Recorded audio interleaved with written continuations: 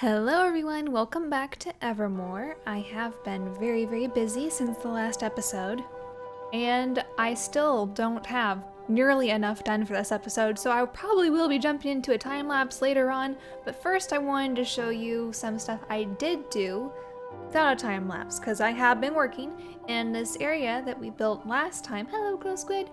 I love that the glow squids spawn everywhere here, they're so nice. Anyway, all these buildings behind me that we built last time, I did add a little bit of interior so it's not just the plain old stone terrain. So, I'm just going to give you a quick tour of all of these buildings and then we'll go on to some new stuff that I've been working on. Starting with this building here, none of these buildings have any specific purpose, they're just here to populate the city. So there's nothing really inside except floors and walls. As we enter this building, you'll see this very ugly copper wall. I just wanted an excuse to use copper again, so I did this, and it took forever to get all that copper, even just for that little bit on those walls. And it doesn't even look that good, but it's okay. I'm okay with it. And then over here, this doesn't look like much of anything, but there is a little shaft there where you can swim up to the top dome if you wanted to. I just made it so that everywhere you can get to it, but is it practical to get to it? Probably not. So this is this main room.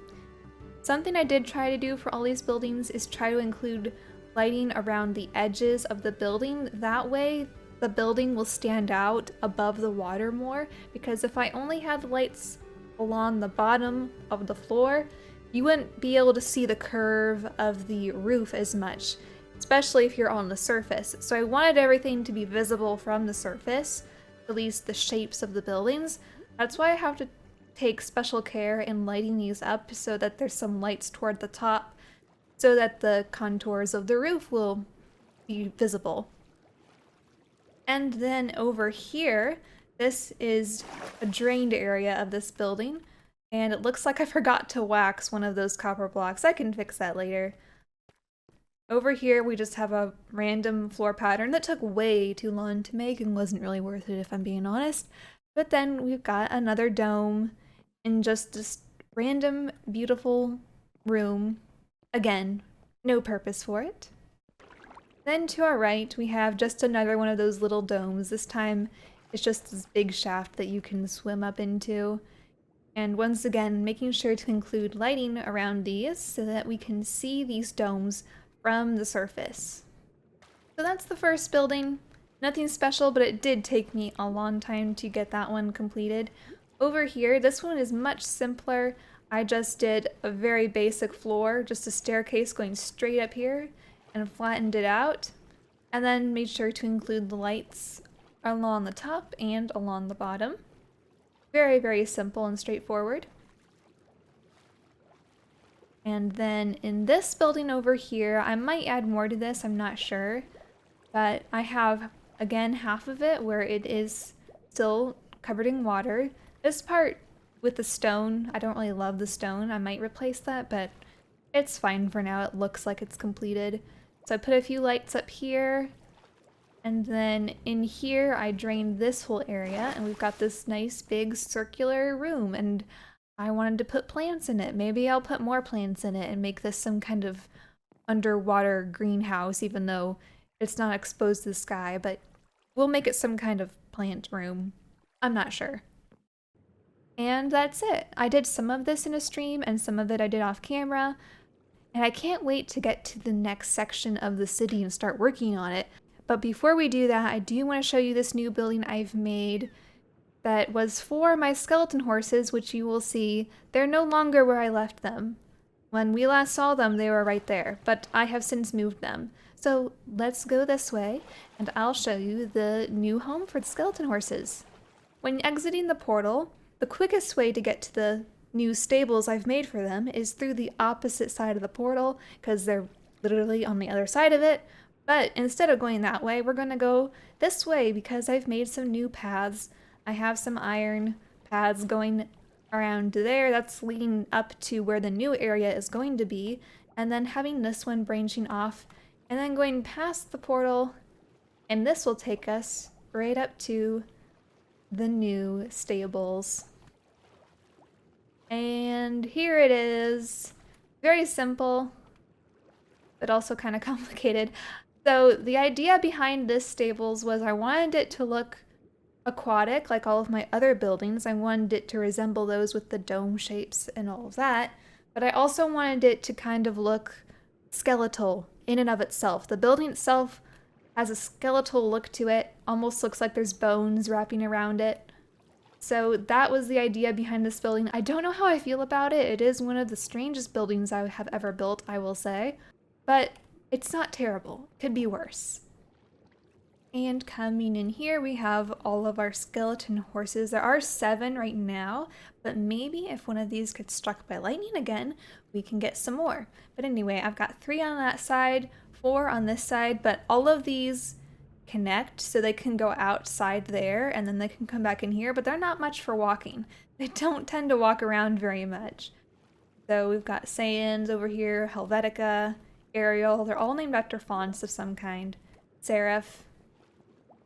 And then coming out here, I just gave them a little pasture. And since they are underwater, it's kind of funny. They really could swim out of here if they wanted to. This is Comic Sans.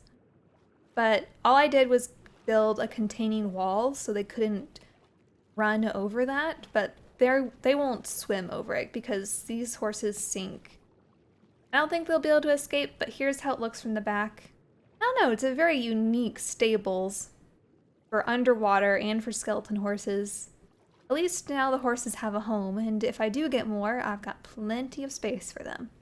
For the rest of this episode, I wanted to continue to work on the area that's going to be the opposite end of this tunnel. I don't know if this tunnel is actually going to get completed in this episode. We will see, because a lot of the times, whatever I get done just depends on what I end up doing in a stream and what I feel like doing, so I don't know if this tunnel is going to be complete in this episode or not, but we are going to start working on the area on the other end of it.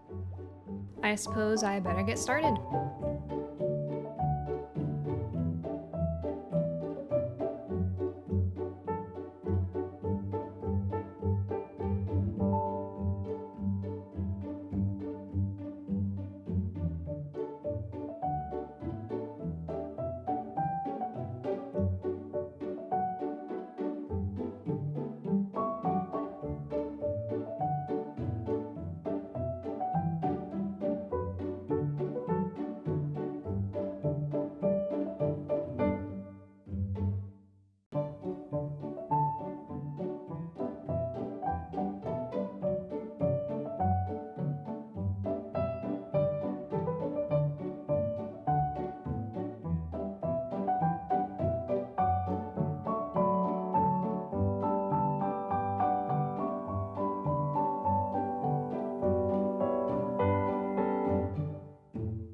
I think this is a fair amount of the building I have done here. That's all I have to say about this area.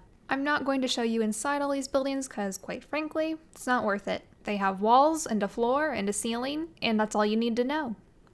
When you exit the tunnel, this is the view that you see, this giant building right here that is a little bit too close, but it's not going to get moved now. It's just going to stay there and be a little bit too close and too big.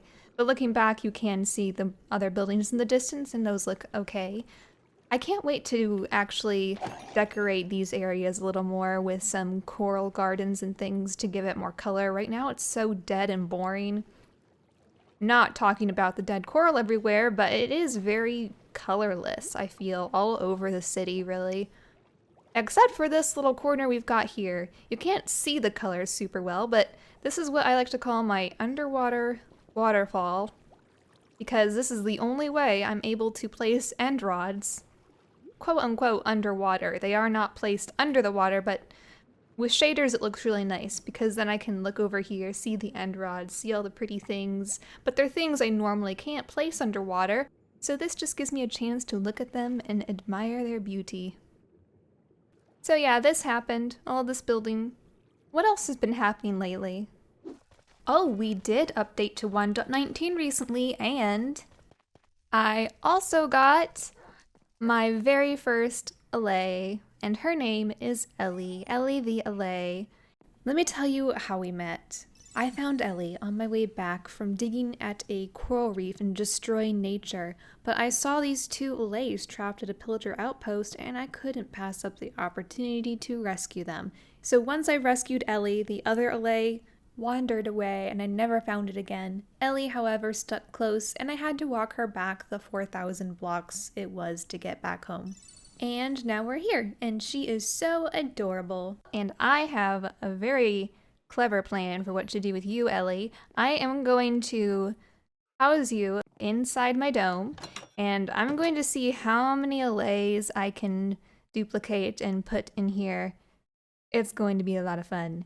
We're going to have Allays flying all over the place, give this place some more life and color. I don't think they can swim in the waterfall and hurt themselves, but we're gonna find out. Maybe I'll keep one of them safe. I'll keep Ellie safe. That is what I'm going to try. I do have those bees. The bees always fly up here and then they can never find their way back, but I have a feeling they do get caught in the waterfall sometimes. I really should just block it all off so that nothing gets hurt in it, but I like how it looks like this too. Come here, Ellie. Oh, so cute. That was fast. Wait, can I duplicate the one I just duplicated? Nope. I wonder if I give them one to hold if they'll duplicate after 5 minutes.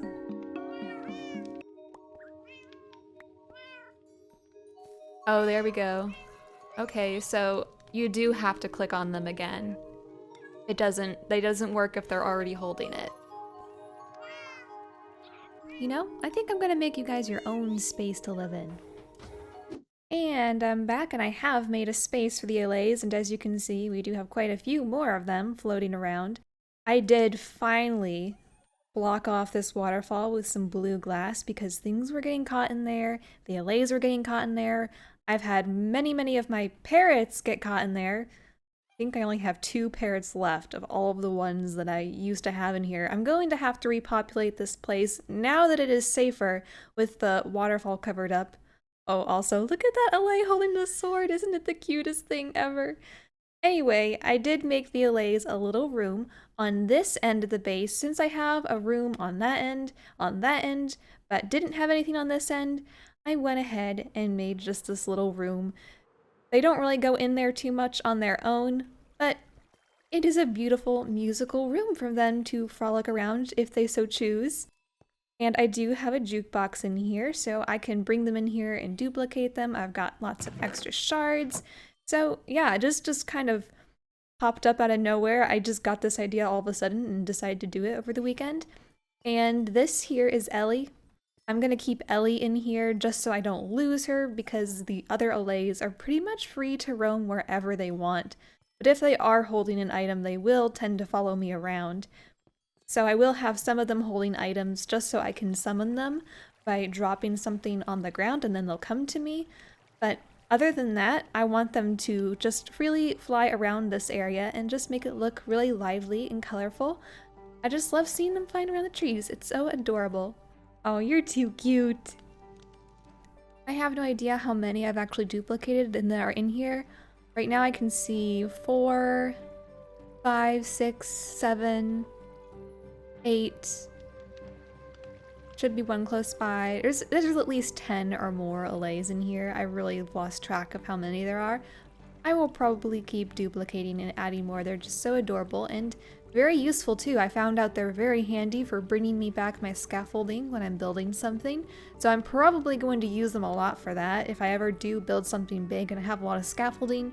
That way I will not lose the scaffolding that I'm using, because that always happens where you're scaffolding. You start with 2 stacks and then as you go you end up with 1 stack and you don't know where that other stack went.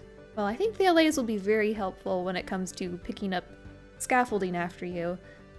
So I will be using them for that. I think that does it for this episode. There's been a lot of random things we've been building, with some new homes being added for different creatures and mobs. There's a lot of new things to take in and experiment with, but that's all from me for this episode. I look forward to seeing you guys in the next one. Bye!